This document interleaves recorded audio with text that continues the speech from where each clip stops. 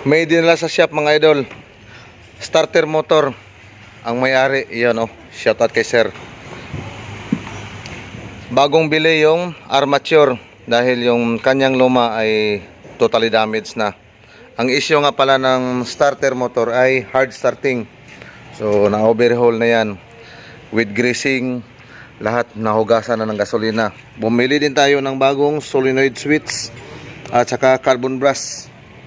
So ayan yung carbon brush na ikakabit. Tapos ayun yung kanyang brush holder. So ikakabit pa yung dalawang carbon brush dito sa may field coil. Medyo nakakatawa lang.